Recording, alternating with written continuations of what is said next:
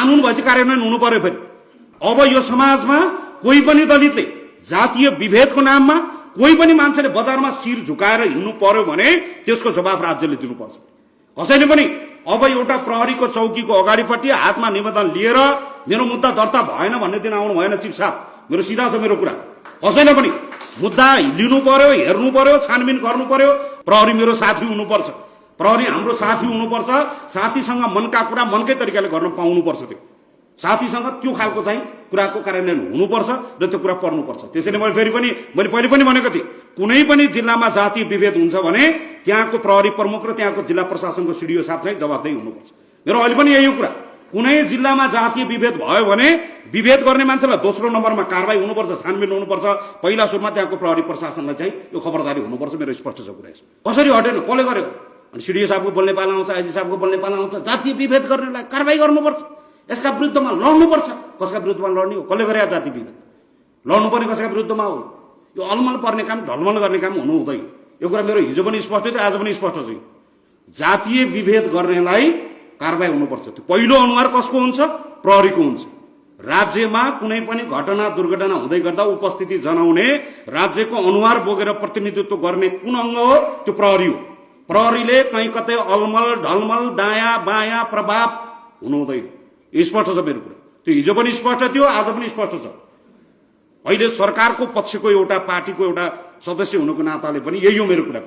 चाहे नवराजको विकको कुरा होस्, चाहे अगाडि फोटो राखिरहेको त्यो छोरी निशा विकको कुरा किन नहोस्, प्रहरीले कहीँ कतैबाट बदमासी हुँदैन। चिफ साहब यही हुनुहुन्छ, यो बदमासी हुनु हुँदैन। चिफ साहब क्लियर छ यो कुरा। प्रहरीको भित्र चाहिँ त्यो मुद्दा आउँदै गर्दाखेरि कहीँ कतै अहिले मैले यसो सुन्छु, त्यहाँ पर त लामो समय हामी त यो मुद्दा लिएर प्रहरी कहाँ पुगेका छौँ। पहिला सुरुमा प्रहरीले मुद्दै लिन मान्दैन। मुद्दा लियो भने पनि यो मेलमिलाप गर्न पर्यो, यो मिलाउनु पर्यो, भोलि समाज भड्किन्छ।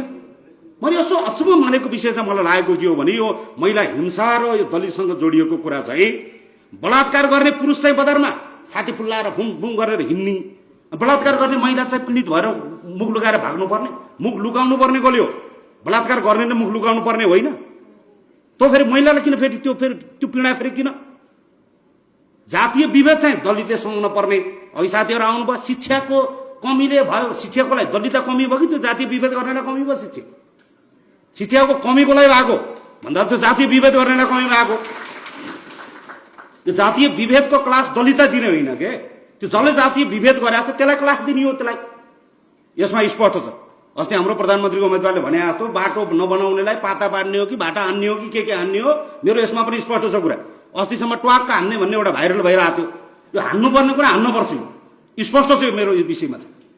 अहिले अस्ति मेरो एउटा आयो त्यहाँ फेरि खगेन्द्र सुनारले मास्टरलाई भाटा हान्छु भन्यो भने विद्यार्थीलाई पानी छोइकिनुमा मास्टरले निलडाम हुने गरी हान्ने, पिट्ने विद्यार्थीलाई जातीय विभेद गर्ने मास्टरबाट, मास्टरले विद्यार्थीलाई जातीय विभेद गर्ने, अनि हामीलाई कालो मसो लाउँछु भन्ने, अनि हामीलाई भाटा हान्छु भन्ने, अनि हामीलाई थर्काउने, फेरि हामीलाई जातीय विभेद गर्ने, हामीलाई विभेद गर्ने, हामीलाई मन्दिरमा विभेद गर्ने, अनि फलानो धार्मिक संस्थाले खगेन्द्र सुनारको पुतला जलाउने, हाम्रो दलितको पुतला जलाउने, दलितलाई कालो मसो लाउने, दलितलाई देश निकाला गर्ने।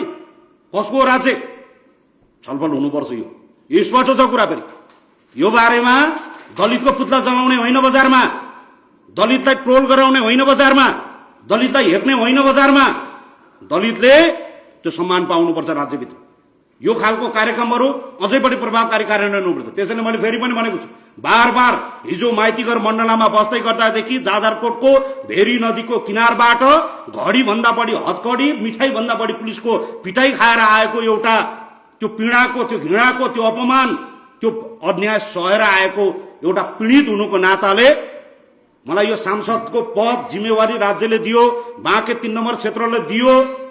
त्यो गाउँको ऋण तिर्नै बाँकी छ, गुण तिर्नै बाँकी छ, तर देशको बारेमा छलफल हुन्छ।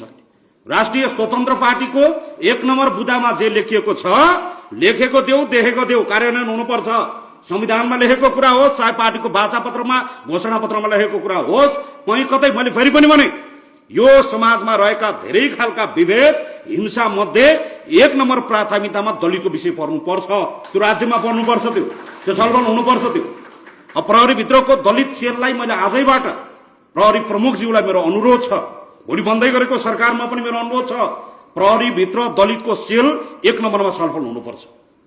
एक नम्बरमा त्यहाँ हुनु पर्यो, पुग्नु पर्यो। गाउँ गाउँमा जसरी गाँजाका तस्कर खोज्दै जानुहुन्छ, गाउँ गाउँमा जसरी तपाईँहरू खोज्दै पुग्नुहुन्छ अन्य अपराधीहरू, त्यसै गरी जातीय विभेद कहाँ छ यो त्यो भनेर होइन। नेताले भनेपछि मुद्दा दर्ता हुने, नेताले नभनेपछि मुद्दा दर्ता नहुने प्रक्रिया यो सरकार बन्दै गर्दा यो सकिनुपर्छ। यो कानुन कार्यान्वयन हुनु पर्यो। खुर्सानी भएपछि पिरो हुनु पर्यो क्या, मेरो कुरा यही हो। नुन भएपछि नुनिलो हुनु पर्यो। अब खुर्सानीलाई पनि आदरणीय खुर्सानीज्यू तपाईँ पिरो भइदिनु हुन हार्दिक अनुरोध छ भनेर यो निवेदन लेख्ने कुरा चाहिँ यो हुँदैन।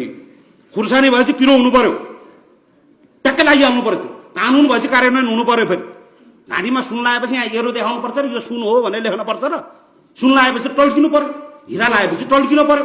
कानुन भएपछि कार्यान्वयन हुनु पर्यो। मानव अधिकार आयोग यहाँ छ, दलित आयोग यहाँ छ। आयोगहरू, संवैधानिक आयोगहरू कुनै पनि राजनैतिक प्रभावबाट हिजोसम्म के थियो थाहा छैन, तर अब बन्दै गर्दा अबको दिनमा राजनैतिक प्रभाव मुक्त हुनुपर्छ। फेरि भने खुर्सानी पिरो हुनुपर्छ, आयोगले आफ्नो काम सुरु गरिहाल्नुपर्छ, दिनु पर्यो। त्यो हामीलाई कहीँ कतै यसो हुन्छ कि त्यसो हुन्छ कि यो हुन्छ कि त्यो हुन्छ कि भन्ने हुँदैन। अब यो समाजमा कोही पनि दलितले जातीय विभेदको नाममा कोही पनि मान्छेले बजारमा शिर झुकाएर हिँड्नु पर्यो भने त्यसको जवाफ राज्यले दिनुपर्छ। कसैले पनि अब एउटा प्रहरीको चौकीको अगाडिपट्टि हातमा निवेदन लिएर मेरो मुद्दा दर्ता भएन भन्ने दिन आउनु भएन। चिफ साहब, मेरो सिधा छ मेरो कुरा। कसैले पनि मुद्दा लिनु पर्यो, हेर्नु पर्यो, छानबिन गर्नु पर्यो। अहिले यसो हेरेको छु म, विशेष गरेर चाहिँ मधेस एरियाबाट, नेपालगञ्जबाट त्यहाँ चाहिँ प्रहरी र प्रशासनसँग त्यहाँको मान्छे बडो तर्सिया छ। त्यहाँको मान्छे, जनता तर्सिनु हुँदैन प्रहरीसँग। प्रहरी मेरो साथी हुनुपर्छ, प्रहरी हाम्रो साथी हुनुपर्छ। साथीसँग मनका कुरा मनकै तरिकाले गर्न पाउनुपर्छ। त्यो साथीसँग त्यो खालको चाहिँ कुराको कार्यान्वयन हुनुपर्छ र त्यो कुरा पर्नुपर्छ। त्यसैले मैले पहिले पनि भनेको थिएँ, कुनै पनि जिल्लामा जातीय विभेद हुन्छ भने त्यहाँको प्रहरी प्रमुख र त्यहाँको जिल्ला प्रशासनको सिडिओ साहब चाहिँ जवाफदेही हुनुपर्छ। मेरो अहिले पनि यही कुरा, कुनै जिल्लामा जातीय विभेद भयो भने विभेद गर्ने मान्छेलाई दोस्रो नम्बरमा कारबाही हुनुपर्छ, छानबिन हुनुपर्छ। पहिला सुरुमा त्यहाँको प्रहरी प्रशासनलाई चाहिँ यो खबरदारी हुनुपर्छ। मेरो स्पष्ट छ कुरा यसमा। मेरो भोलि पनि भन्ने कुरा यही हो, अहिले पनि भन्ने कुरा यही हो। त्यसैले दलितलाई कहीँ पनि जातको नाममा चाहे मन्दिरमा होस् चाहे स्कुलमा होस्, मेरो गुरुप्रति सम्मान छ, टिचरहरूप्रति मेरो सम्मान छ। म पनि त्यो शिक्षा संकाय पढेर आएको हुँ, म बुझ्छु त्यो कुरा। एउटा कानुन पढेर आएको, एउटा संसदीय मामिलामा रिपोर्टिङ गरेर आएको एउटा रिपोर्टर, एउटा पत्रकार यति कुरा बुझ्छ। जनताबाट अनुमोदित भएर आएको एउटा जनप्रतिनिधि यति कुरा बुझ्छ। र हामीलाई जनताले पनि भनेका छन् यो दलितहरूको विषयमा, महिलाको विषयमा, यो अपमानमा, त्यो घृणामा, त्यो पीडामा, त्यो अत्याचारमा बसेका मान्छेहरूको विषयमा चाहिँ राज्य गम्भीर हुनुपर्छ। अर्कोचोटिको अब 1 वर्ष अहिले हाम्रो सुरुवात भइसकेका छैन, हामीले शपथ लिइसकेका छैनौँ, हाम्रो प्रक्रिया सुरु भइसकेका छैन। तर बन्दै गर्दाका भोलिका विषयका सरकारभित्रको छलफलको विषय पनि यही हो। यहाँभित्र हुनेछ र यो बारेमा छलफल हुनुपर्नेछ दलितलाई न्याय दिने सन्दर्भमा। अहिले पनि मैले यसो हेरिरहेको छु, मान्छेहरू प्ले कार्ड बोकेर हाम्रा साथीभाइहरू दौडिरहेका छन्। अहिले त्यहाँ मैले यसो हेरेँ, त्यहाँभित्र पनि प्रभावहरू पर्ने, त्यहाँ नेता जाने, सुटुको जान पाइन्न, नेताले भेट्न पाइन्न, मुख्यमन्त्रीलाई भेट्न पाइन्न, राति 10 बजे गएर पुलिसलाई भेट्ने, यसो बङ्गाइदियो भन्ने, त्यसो हुँदैन।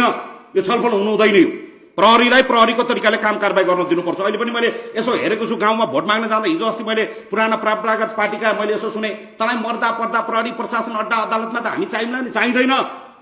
प्रहरीको काम प्रहरीलाई गर्न दिनुपर्छ, नेताले गर्ने होइन। अड्डा अदालतको काम त्यहाँको न्यायाधीशलाई वकिललाई गर्न दिनुपर्छ। हस्पिटलमा नेताले भनिदिएपछि बेड पाउने, नभएपछि बेड नपाउने, यो परम्पराको अन्त्य हुनुपर्छ। जहाँ जसलाई जेको काम हो, नाकको काम नाकले गर्ने हो, मुखको काम मुखले गर्ने हो। नाक छँदा छँदा, मुख छँदा छँदा नाकले पानी खाने काम बन्द गर्नुपर्छ। जसको काम जे हो, कानले सुन्ने हो, नाकले सुँग्ने हो, मुखले बोल्ने हो। जसरी शरीरको अङ्गले जसरी काम गरेको छ, राज्यको अङ्गलाई पनि त्यसै गरी काम गर्न दिनुपर्छ। मुख बुझेर नाकबाट यताबाट खाना भनेर यो खालको बदमासी चाहिँ यो हुनु हुँदैन। यो विषयमा स्पष्ट छ मेरो।